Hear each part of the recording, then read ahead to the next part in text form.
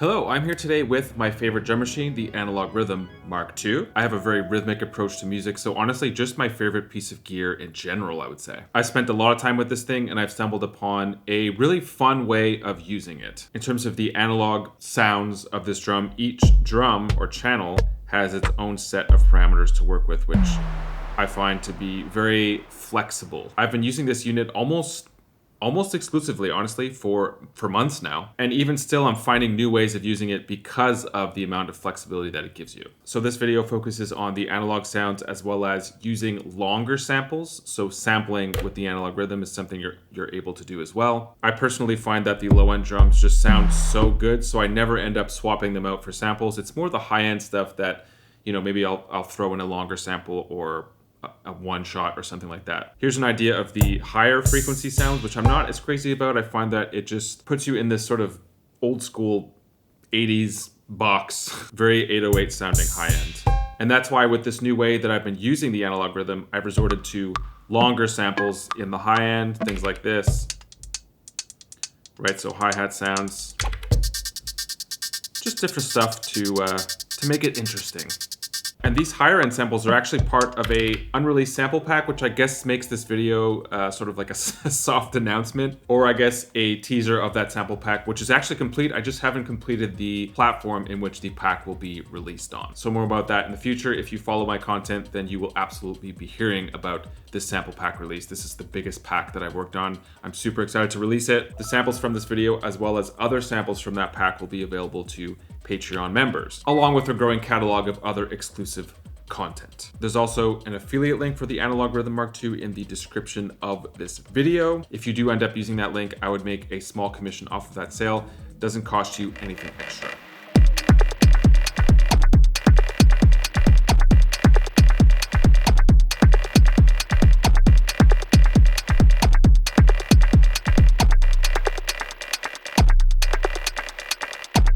The analog drums are obviously just auto-organized for you within the Analog Rytm, right? So kick, snare, rim, clap, you know, they're all notated right here. I like all of the analog sounds in this area. It's this area up here that I'm not crazy about. Now notice these two lines in between the two pads up here. If you're using just the regular analog sounds, let's say, these two lines signify that this is a mute group. So what does that mean? If I hit this pad, it mutes this pad, and vice versa. So if I was to open this one up,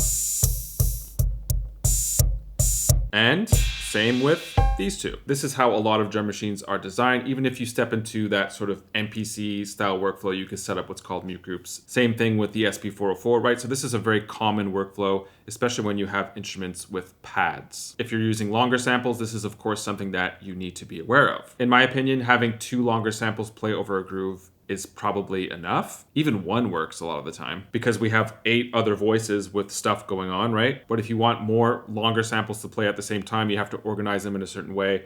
You can only have 2, you know, within this section, and then you might have to sacrifice another voice to have a third long sample play. So let's have a few longer samples playing at the same time. So this one here, put it there, put it there. And I also have a bass playing on this sample. So you know this is going to sound sick. You might actually not hear that bass because it's very low end if you're listening through a phone or something. So let's play all these together. Right, and then just having a kick over top of this is dope, just to begin with. It's great. Another thing that I always do, this might just be like a specific music genre type of thing, especially techno. I like to have everything in one bar in 16 steps, right? So I can always see the playhead. I don't have to, you know, scroll over to the next page or click over to the next page. I find that just complicates things. So in this case, with many of the voices or channels that I work with, I step into trig conditions, right? Trig conditions are essentially how often you want a specific step to play within your sequence, right? And you could do that on a per step basis. So as I mentioned, we're gonna look into that. So we'll step into the beat from scratch portion of this video. I mean, already this sounds pretty sick. Let's get some rims going.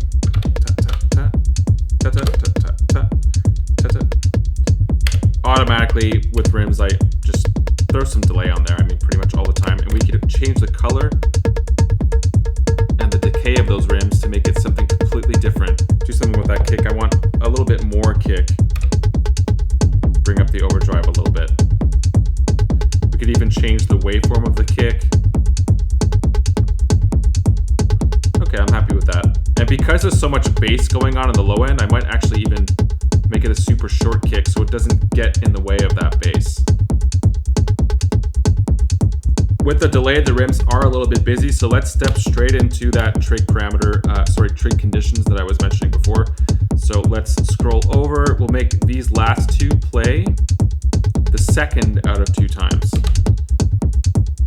So that kind of opens things up. And maybe even this one, let's change this one so that it plays 1 out of every 3 times, so we get a weird sort of odd time thing happening there. So right now it sounds like incomplete, which is great because we have so many other voices to add. This brings us to the analog tom drum trick. So we have low tom, mid tom, high tom. You'll notice that already. This one has like a ton of noise on it, with the decay on that noise is just super long. Another thing to consider here is that, again, these two are muting each other, right? This is another mute group. We'll start by actually turning off any noise that may be on these toms. We're going to tweak that a little bit later, and I'm just going to enter in a tom rhythm. There we go. Great thing here is that, again, we could go into per step parameters and we could add this noise function or change any parameters that we want, really.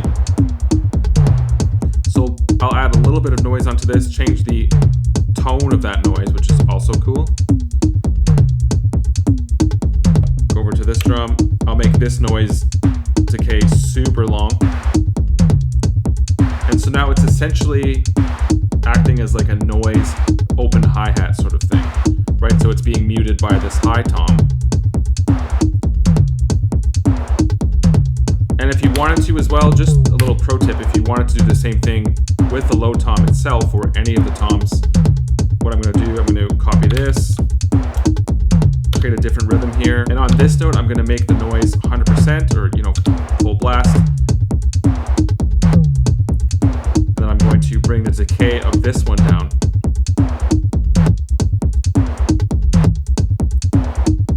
And it gives this sort of interesting effect. I find that these rhythms are a little bit too repetitive, so again, we're going to play with trig parameters. Put this every second time. With the medium tom, I'm going to make this, let's say, every 5th time. And the same with the high tom, because the high tom is what's muting this medium tom, right? Right, so now it's a little bit more unpredictable.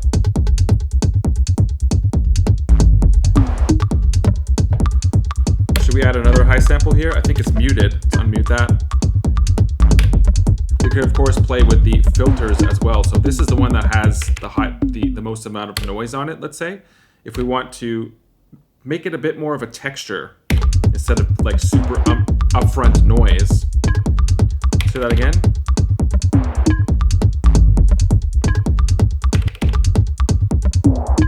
There we go.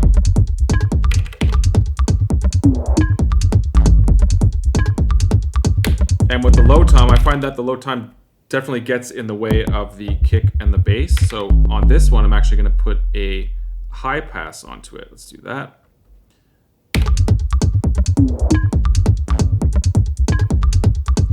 Maybe even put some delay on the low tom.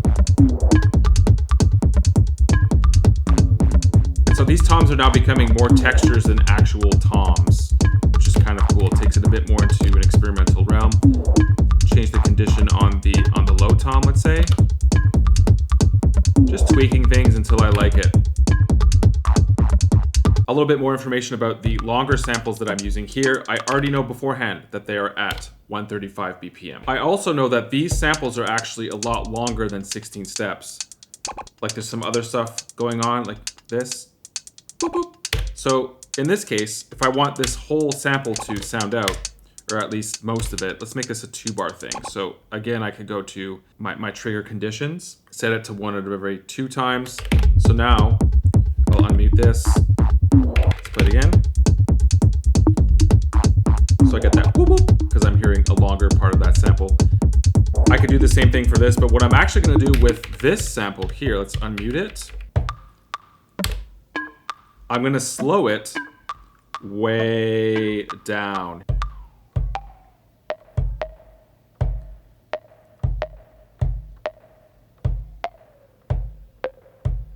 And what I could do here is play with the start and end point of the sample, maybe break the volume of that sample up. And honestly, just see what happens. Ooh, that was cool. So that's what it gives us. Again, it's no longer quantized at all anymore. It's just something completely random. I mean, it almost is quantized, which is kind of cool. So that's on the first step. What I could do here is I'll just throw something on a completely random step here, go back to sample, change the starting point of it. What does that give us?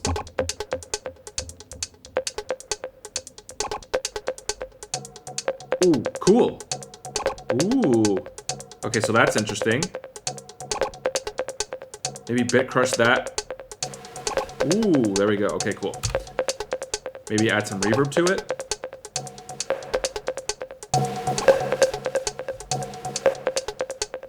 Maybe it's not upfront enough for it to be like a turnaround, but we could, again, add sorry, I keep messing up that word. Trigger conditions to this step. So maybe play it every 2 times. Or the last of 4 times, let's say. So now we're not going to hear it for a while. Is it this time around? There we go. So we have something different there. Let's add the kick back in as well. Let's go over to these hi-hats now. And what I could do here, once again, is make this sort of like a turnaround thing. So I'm actually going to mute this one again, really focus in on those hi-hats, change it. So that changes up the rhythm of the hi-hats a little bit. I'm going to make this, again, trig condition maybe every 4 times. Add the toms back in. Let's see what all this sounds like together. So there's a lot going on now. Mute. Like, this might be too much. This is usually what happens with me is I'll add a bunch of stuff and then I have to sort of pull back. But this just gives us a lot to work with. It's very cool. We still have 2 elements that we could add here, the snare drum as well as the clap. We'll definitely get into massaging that in, but before that, let's talk about today's sponsor, DistroKid. If you are an independent artist or producer, chances are that you create music like this or you're aspiring to create music like this, in which case you might want a way to distribute it to all major streaming platforms. The best way to do that is DistroKid. Especially as an independent artist or producer, they're basically catered to people like us. And let's get into a few reasons why they're great. In terms of what's new, they recently released a smartphone app, which makes checking your important DistroKid stats easy and accessible. The app is now available on Android through the Play Store. Essentially everything that you've been able to do on the DistroKid desktop app, you're now able to do through your smartphone. In fact, here's a list of key features that the app offers you. You might want to pause it now if you want to check them out. In today's day and age, we all know how many hats we have to wear as artists and producers. It can just be a lot, so write the music, produce the music. Then you've got to create content to promote it a few weeks before it's released. Then you've got to continue creating content after it's been released to promote it. It's a lot, and I'm not saying that DistroKid does all of this work for you, but they do make it a lot easier for us with the free promotional tools that they offer. The one I use most is Hyperfollow. It's essentially a free landing page or link tree. It's super clean. You could link maybe your latest video, your latest single, other important links you'd like to lead people to. I also use promo cards whenever I release a single. Just select the single that you would like to promote and it'll auto-generate a few different options for you to choose from. Go with DistroKid. It's just over $20 a year to release unlimited music to all major streaming platforms. You keep 100% of your streaming royalties. So many other tools that they offer for someone who's independent. They're made for us. And there is a discount linked in the description of this video if you would like to join. Okay, so I've actually muted a few things here to sort of pull back a little bit. Clap and snare. Let's open up the clap maybe. The cool thing about, let's actually check out some other sounds here. So source, we could make another bass drum out of this if we want, but I think we'll keep it clap. Oh, weird. Melodic sounds too. And then noise. I always love using noise, but you know what? We're gonna keep it clap because it sounds great. Feels like there's a filter on there. Yes, there is. And where would we add this?